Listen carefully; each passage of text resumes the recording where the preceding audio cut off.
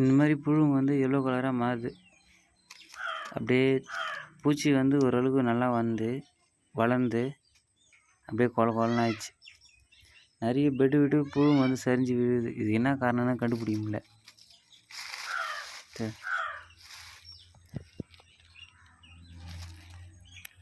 அதே மாதிரி புழுங்க வந்து நிறைய கம் மாதிரி வெளியே வருது.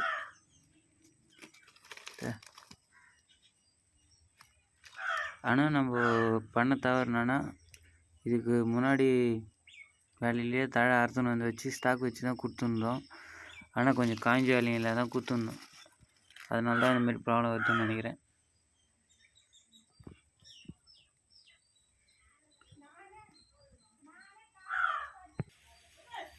டே பை டே புழுங்க அதிகமாக வந்து கீழே விழுது. ஒன்றுமே பண்ண முடியல. அதே மாதிரி இந்த பெரிய புழு பக்கத்தில் இந்த குட்டி புழு ப்ராப்ளம் ஆகுது. இதெல்லாம் கூட எடுத்துடணும், இல்லைன்னா நலகர பூச்சிங்களும் ப்ராப்ளம் ஆகிவிடும்.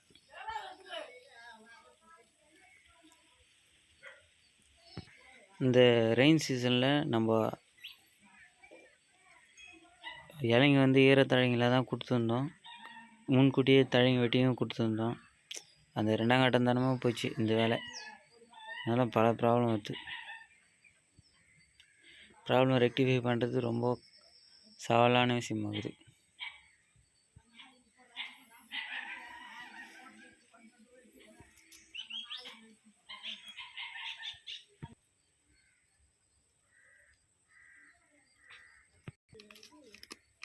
பெருமத்தான் நம்ம சுற்றிக்கிற புழுங்க மொத்தம் கிளியர் பண்ணிடணும். இல்லைன்னா கிளியர் பண்ணிட்டு இந்த இடத்துல அப்படியே பீச்சிங் போட்டு போட வேண்டியதுதான்.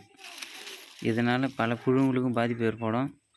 அதை பார்த்தோம்னா இதில் இருக்கிற நச்சுக்கிருமிகள் அடுத்தடுத்த புழுங்களுக்கு பரவ ஆரம்பிச்சிடும். அதுக்கடுத்து நலகர பூச்சிகளும் சேர்த்துப்படும்.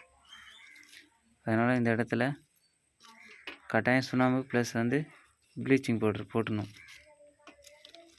வேறு வழியே கிடையாது.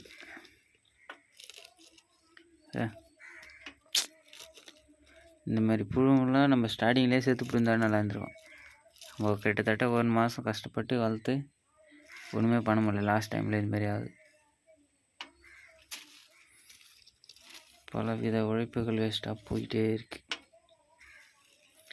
இதுக்கு முன்னாடியே நம்ம ஒரு 500 பூச்சி மேலே எடுத்து தான் போட்டிருந்தோம். இருந்தும் இந்த மாதிரி கால சூழ்நிலை நம்மளுக்கு வந்துன்னு இருக்குது. என்ன ஒன்று, இதுக்கு முன்னாடி நான் பண்ண தவறுனா, போன பேட்சில் வந்து பெட்டு வந்து க்ளீன் பண்ணாதே விட்டேன். கொஞ்சம் ஒரு 20-25 நாள் அப்படியே விட்டேன் அந்த மண்டை. அதனாலே இந்த நோய் பரவத்துக்கு வாய்ப்பு இருக்குது. ஷெட்டு அதே மாதிரி நான் 3 வாட்டி க்ளீன் பண்ணவே இல்லை. ஒரே வாட்டி தான் க்ளீன் பண்ணேன். அது ஒரு தப்பு.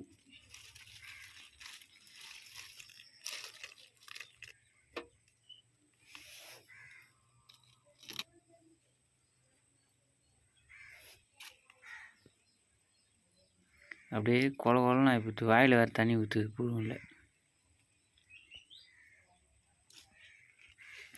இந்த புழுவில் ஒரு சின்ன வித்தியாசமான ஒரு புழு ஒன்று பார்த்தேன்.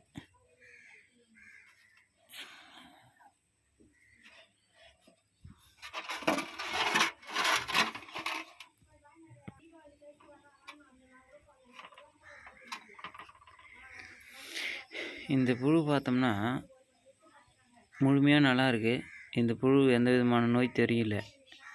ஆனால் இந்த இடம் மட்டும் தடியாக கச்சி வச்ச மாதிரி இருக்குது.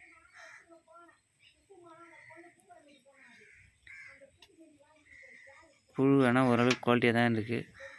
ஆனால் இது எதனால் இந்த மாதிரி நோய் வந்ததுன்னு என்னால் கண்டுபிடிக்கவே முடியல.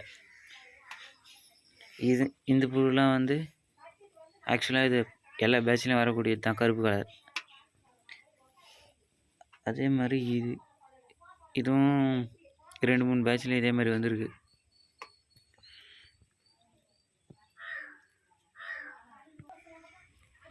இந்த புழுவில் இந்த வரி வரியாக கோடு இருக்குல்ல, அது சுருங்கின மாதிரி அமைப்பு இருக்கா? இந்த சுருங்கின மாதிரி அமைப்பு இருந்தால் இது வந்து செத்து தான் போகும். என்னுடைய அனுபவத்தில் சொல்கிறேன். இது வந்து பார்க்கறதுக்கு நல்லாயிருக்கும், ஆனால் பொல பொலன்னு தாங்க இது நாளைக்கு பார்த்தோம்னா கருப்பு கலராக மாறிவிடும், இறந்துடும். புழு எப்பவுமே இந்த கோடு வந்து இந்த கோடுக்கும் அடுத்த கோடுக்கும் இடைவெளி கொஞ்சம் அதிகமாக இருக்கணும், நீட்டாக இருக்கணும். கூண்டு அடிக்கிற சமயம் வரைக்கும் இந்த மாதிரி இருந்தால் கூண்டு அடிக்காது. இது கிட்ட இருக்குது. சேம் டைம் இந்த புழுவில் வந்து லைட்டாக அந்த பூச்சி கோடு கூட வரும், முள்ளாக சொனகிற மாதிரி. இந்த மாதிரி அமைப்பு வந்தால் அந்த பூ செத்துப்படும், கட்டைப்பூச்சியாக தான் ஆகிடும்.